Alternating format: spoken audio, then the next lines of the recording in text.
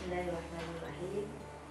Alhamdulillah, wassalatu wassalamu ala Rasulillah wa ala alihi wa sahbihi wa man tabi'ahu wa ba'da. Assalamualaikum warahmatullahi wabarakatuh. Kepada semua para ibu dan guru yang mana dalam sehari dua ini kita semua menyambut Hari Ibu dan Hari Guru, saya bagi pihak Wanita Ikram Malaysia mengucapkan selamat Hari Ibu dan selamat Hari Guru kepada semua ibu-ibu dan semua guru-guru.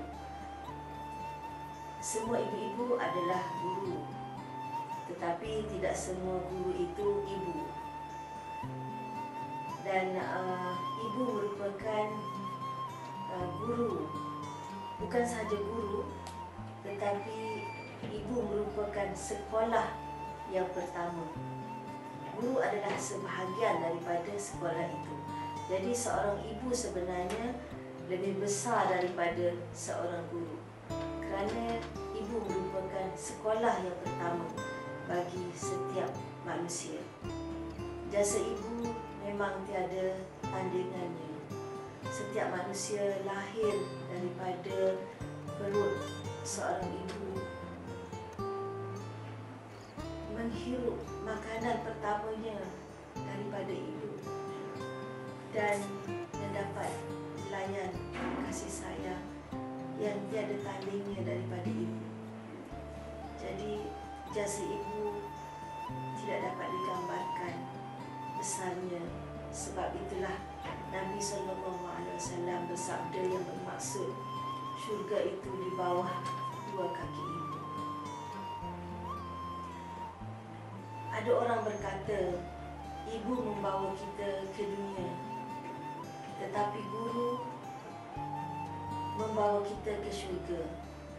Sebab dengan ajaran gurulah kita mengenali matlamat hidup, kita mengetahui jalan yang lurus, kita dapat beramal dengan apa yang dituntut oleh Allah dan Rasulnya.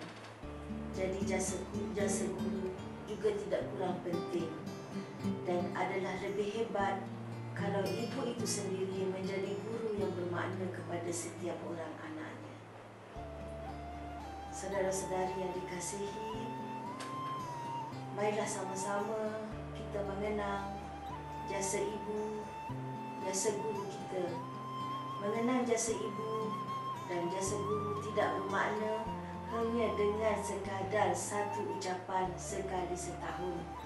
Sebaliknya, erti mengenang jasa ibu dan guru ialah mengingati dan menghayati segala ajaran dan didikan yang telah dicurahkan oleh para ibu dan guru kepada kita.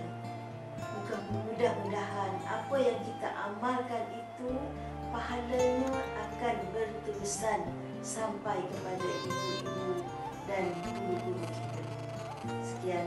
Wassalamualaikum warahmatullahi wabarakatuh.